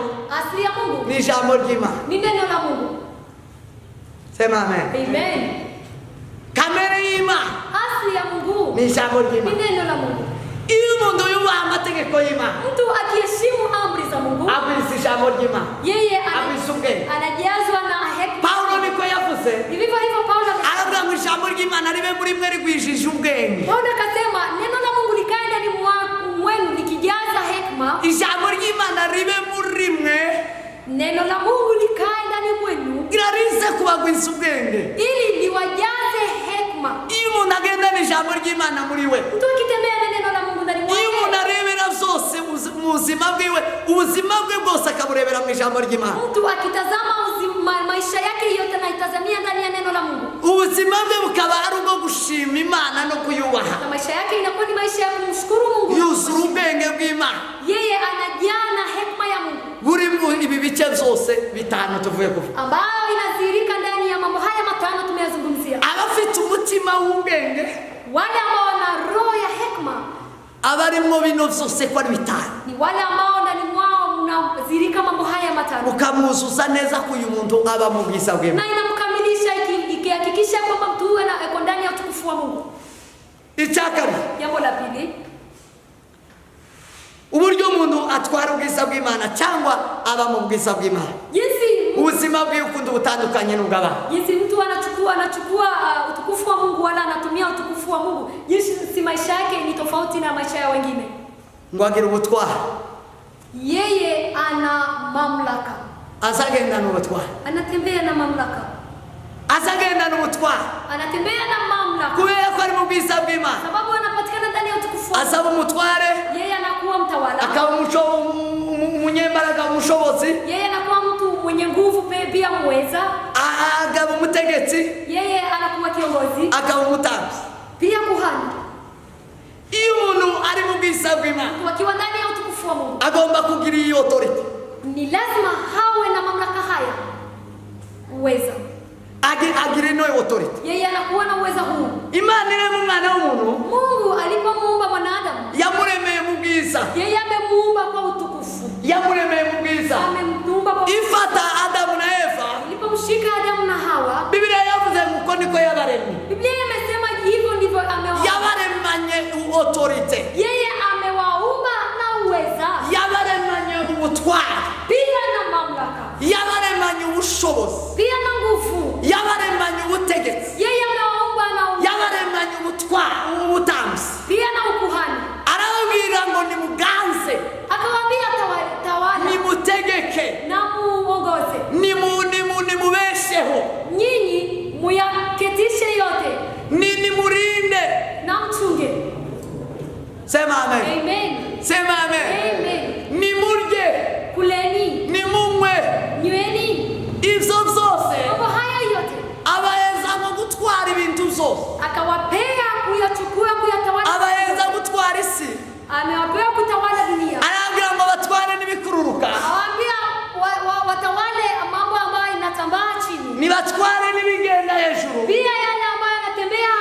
nibatware n'ibiri mu nyanja. pia watawale samaki baharini. Sema amen. Amen. Ubwo butware bwose Na uweza huo wote ufite umwana w'umuntu uko na mwanadamu, kandi uri mu bwiza bw'Imana. pia mwanadamu ambaye yuko ndani ya uwepo wa Mungu, Ariko utari mu bwiza bw'Imana lakini yule ambaye hapatikani ndani ya utukufu wa Mungu, ni au contraire. yeye ni tofauti. Ibi byose biramutega. Mambo haya yote yanamtawala yego. Ibi byose biraza Mambo kumutega. haya yote yeye yanamtawala mtu huyo. Cyo gituma dufite abantu bategekwa n'ifaranga. Ndio maana sisi kuna watu ambao wanatawaliwa na pesa. Ifaranga zabaye boss. Pesa zimekuwa mwajiri. Iwaba umukoresha, umukozi w'ifaranga. Alafu mtu akawa mwajiriwa wa pesa. Faranga ziramutwara, Pesa zikamchukua. zikamukoresha ibibi byose biba. Pesa zinamchukua mtu huyo na zinamsababisha yeye atende mabaya yote. Kubera ko atari mu bwiza bw'Imana. Sababu yeye hayuko ndani ya utukufu wa Mungu. Ibyo biraza kumutegeka. Mambo haya yatamtawala. Yagiriye amagorofa, Yeye akiwa na magorofa, akamutegeka. magorofa haya yanamtawala. Yagiriye imodoka, Yeye akiwa na gari, imodoka ikamutegeka. gari hizo zinamtawala. Kazaba akaba yokandagira umunsi umwe nabonye umupagani hano haruguru. Siku moja nimemwona ndugu mpagani hapo nje. Kwibarabara asanga umudamu wifitiye inyanya ziwe ziri mu ibase ku muhanda ariko acuruza. Amempata mama mmoja alikuwa akiuza nyanya zake hapo kwa barabara kwa mtaa. Umupagani wari ufite imodoka, Na mtu huyo mpagani alikuwa na gari. si we wari uyiyoboye, niyo yari muyoboye. Gari hiyo yeye hakuwa anaiongoza, bali gari ilikuwa ikimwongoza. Yamata acha kuri za nyanya za wa mama na ya base arabikandagira byose. Na alafu akachukua gari hiyo akapita juu ya beseni ya nyanya hizo za huyo mama na akazikanyaga zote. Arazikandagira aragenda ngo afite imodoka. Akakanyaga nyanya hizo na akaendelea, sababu walikuwa akiongozwa na gari. Wumva umupagani. Sikilizeni upagani wa namna hiyo. Ariko iyo umuntu ari mu bwiza bw'Imana, Lakini mtu akiwa ndani ya utukufu, anayobora ibyo byose arabigana. yeye anatawala mambo haya yote. Abiyeza umupaka. Anampea orodha. Bibiliya yavuze ngo Yeye anasema ngo Imana imuheza gutegeka byose, Mungu akampea kuyatawala yote. imuheza gutwara ibyo mu isi n'ibyo munsi n'ibyo mu kirere. Amempea kutawala mambo ya dunia na pia na mambo ya angani. Ibyigenza byo mu isi Ya mambo yote ambayo inatambaa kwa ulimwengu. ngo abitegeke, Yote ili ayatawale. abiganze. Yote ayatawale. Iyo umuntu ari mu bwiza bw'Imana, Mtu akiwa ndani ya utukufu, azahabwa kutegeka. yeye anapewa kutawala. Yesu aje Yesu alipokuja, yaye Paulo amempea Paulo. arambwira ngo natsinze, Akamwambia mimi nimeshinda. natsinze urupfu na kuzimu, Nimeshinda kifo na mauti. mbahaye ubutwari Nimewapea mamlaka bwo gutegeka, ya kutawala, bwo kuganza. ya kutawala. Burya twari twarahawe kera Ile mamlaka ambayo tulikuwa tumepewa tuza kubunyagwa no gukora ibyaha tukanyanganywa kwa kupitia kutenda dhambi. kubwa Kristo Yesu. Kupitia Kristo Yesu Twaje kongera gusingira ubwo bwiza, tumepewa tena utukufu huo tuduhabwa ubutware. na tukapewa mamlaka. Muri ubwo bwiza duhabwa mu butware bwo gutegeka. Kwa utakatifu huo tulipewa mamlaka ya kutawala. Ma Yesu Kristo abwira Paulo, Yesu Kristo akamwambia Paulo, aramubwira ngo icyo uzofunga ino akamwambia yale ambayo akiri urufunguzo rw'ijuru, kuwa funguo ya mbinguni uzofungura ijuru. na ufungue mbinguni. Naratangaye ijuru rizarifungura, bagira gate, bagira igufuri. Nimeshangaa mbinguni kuwa na mlango wanana wako. Kandi kuva kera igihe cya Salomo Imana yaramubwiye ngo nindamuka nginze ijuru, Wakati wa Sulemani Mungu anamwambia nikifunga mbinguni, nindamuka nginze ijuru, mimi nikifunga mbinguni, wowe mimi nikikusudia kufunga mbinguni, wewe umva ngubwira ubwenge, sikiliza, nikupee akili, uzogenda yitirwa izina ryanjye, uende mahali ambapo kunaitiwa jina langu, nimuhindukira mukareka ingeso na zanyu, mkigeuka mnaacha tabia zenu mbaya, ngo muzofungura ijuru, muzomba amagara mbumve. mtafungua mbingu, sababu mkiniita nitasikia. Ariko nimuramuka mudahindukiye ngo murekere ingeso zanyu, Na kama nyinyi hamgeuki na muache tabia zenu mbaya, ijuru rizaba rifunzwe kuri wowe. mbingu itakuwa imefungwa. Iyo ijuru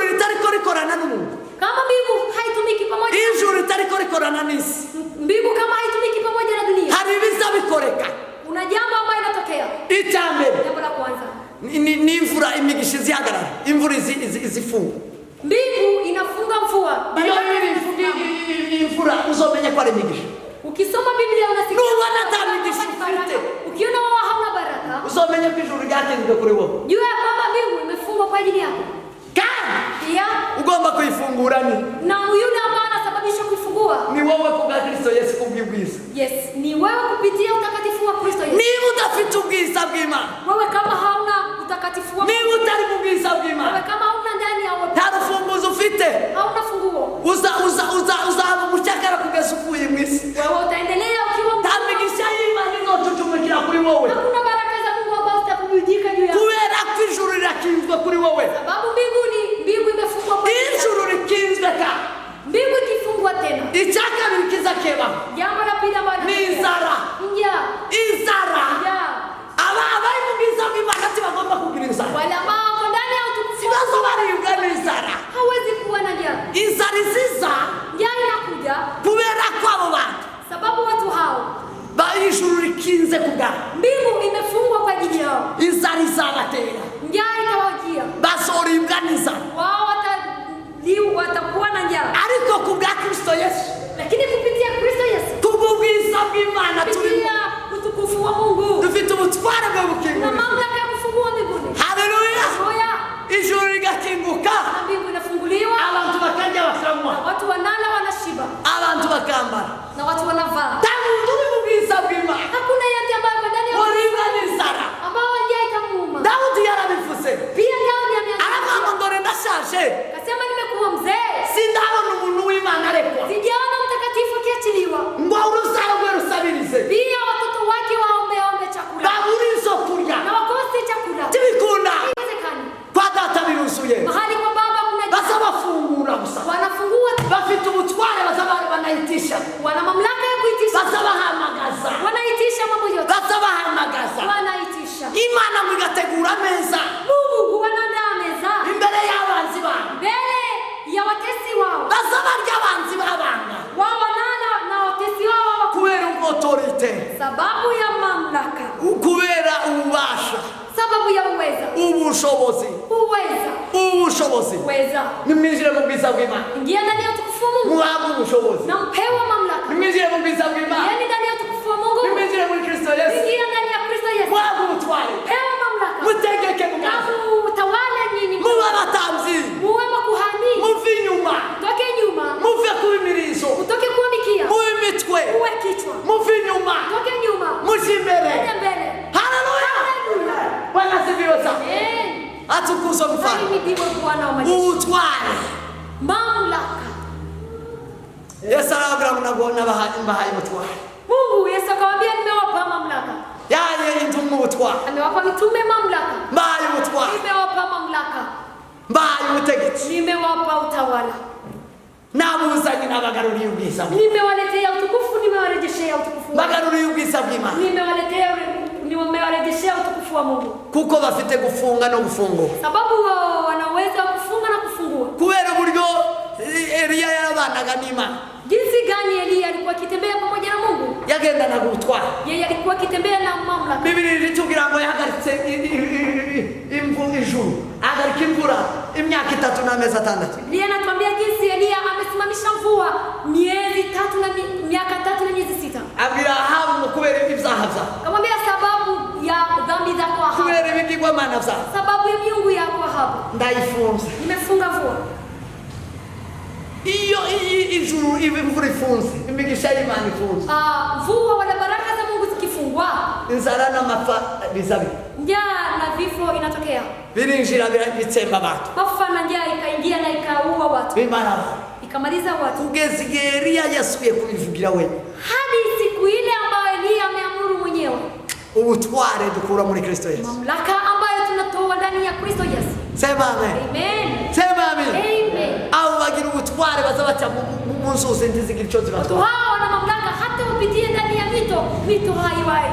bazabaca mu miriro ntigira ikibatwara. Pia wanapitia ndani ya moto na moto Bene haiwai. data rero Ndugu wapendwa, kwa hiyo ndangiza nikikamilisha, ndabasaba kuja mu bwiza bw'Imana, ninawaomba kuingia ndani ya utukufu wa Mungu. ndabasaba kwinjira mu bwiza bw'Imana, Ninawaomba ili muingie ndani ya uwepo wa Mungu. mukorere mu bwiza bw'Imana Tende ndani ya uwepo wa Mungu kugira ngo mugire ububasha ili mugire umutege muwe na uweza, kukwisi twayawe ngo tuyitegeke tuigane. sababu dunia hii tumeipewa ili Abari tuifanye. kubwisa bw'Imana Wale ambao wako ndani ya bagendana ubwenge bw'Imana wanatembea na hekima ya Mungu, kandi ngo bagendana n'ubutware, pia wanatembea na mamlaka bagendana n'ubutware, na uweza, bagendana n'ubutware. wanatembea na uweza. Baza bategeka bikaba, Wao wanaamuru na inatokea, baza bacyaha bikumva, na wakikomesha baza bavugisha byose bikabumva, wanazungumza na mambo yote na mambo yote na wasikia, kuko bawe kubitegeka sababu wamepewa kuyatawala. tacyo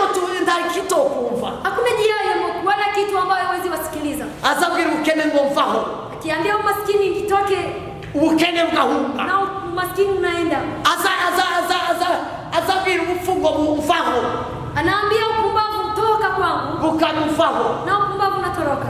Bwana sifiwe sana. Amen. Bwana sifiwe sana. Amen. Azabwira ibibi byose ngo ndekura, Anaambia mabaya yote niachilie, rekura ibisanje, achilia yangu, achilia baraka zanjye, rekura umugisha wanje, achilia baraka zanjye, rekura umugisha wanje, ikarekura, na inachilia, achilia ndoa yangu, rekura urushako rwanje, akarekura, na inachilia, achilia nchi yangu, rekura igihugu cyanje, anaachilia, na akarekura, achilia miradi yangu, rekura amaproje yanjye, anaachilia. akarekura.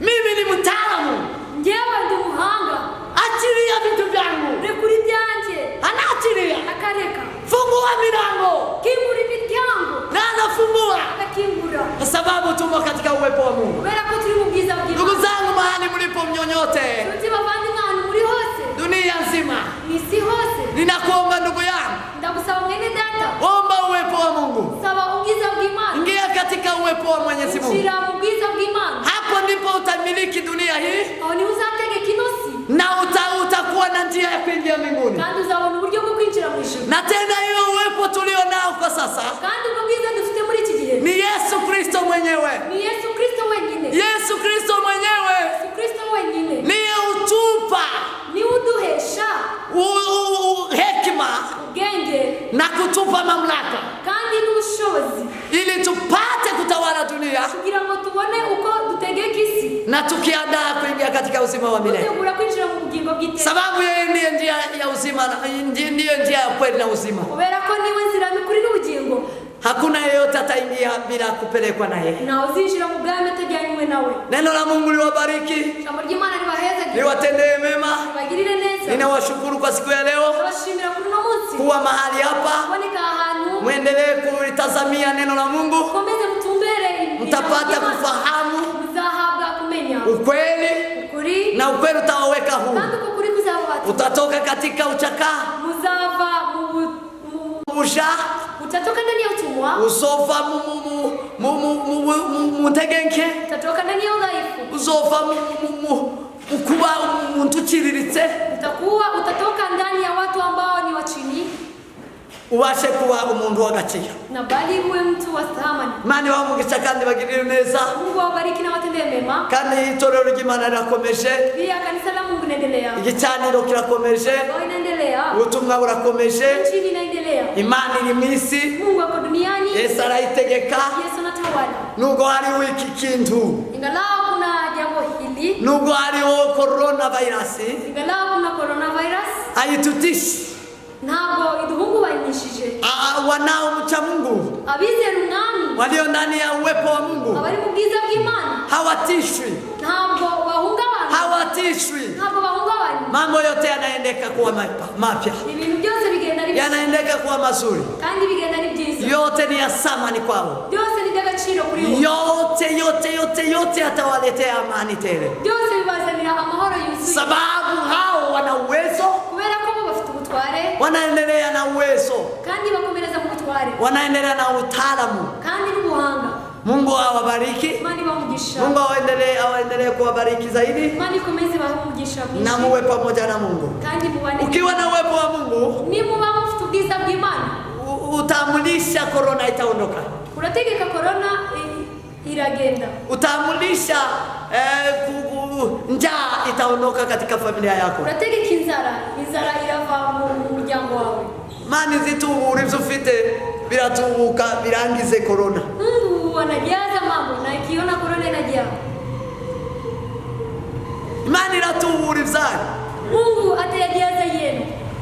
nimubashe kubana n'Imana, kuwa pamoja, mkae pamoja na Mungu, nimube mu bwiza bw'Imana, kaa ndani ya uwepo wa Mungu, mukorane n'ijuru, na mtumike pamoja na Mungu. nta nzara ibageraho, Hakuna njia ambayo nta itapafikia, rupfu rubageraho, pia kifo. korona haijyaho haiwezi. Korona ni shobora. Imana ibahe umugisha, Imana ibagire neza. Mungu awabariki na watendee mema. Kadusenge dusoze. Acha tuombe. Uwiteka turagushimira, shimwe kubw'uyu munsi, himbazwe mwami data kubw'ijambo ryawe, himbazwe kubw'ibyiza byose mwami data twumviye hano hantu, reka bigere mu mitima y'abantu, bashe kuguhindura rwose abawe mwami Yesu Kristo, umwana w'Imana isumba byose. Sengeye abumva buno butumwa bose aho bari hose mwami data bahindurwe nabwo, mwami data tidupfe kumva gusa, ahubwo mwami data dukora ibisaryo, tubashe kumvira ijambo ryawe, maze mwami data tube mu bushake bwawe, tube mu bubasha, tube mu mbaraga, tube mu bwenge, tugire ubwenge bw'Imana, kandi mwami data tubashe guhabwa ubutware bwo gutegeka no kuganza iyi si ya none. Turagushimiye Yesu, ubikoze mu izina rya Kristo senze twizeye, amen.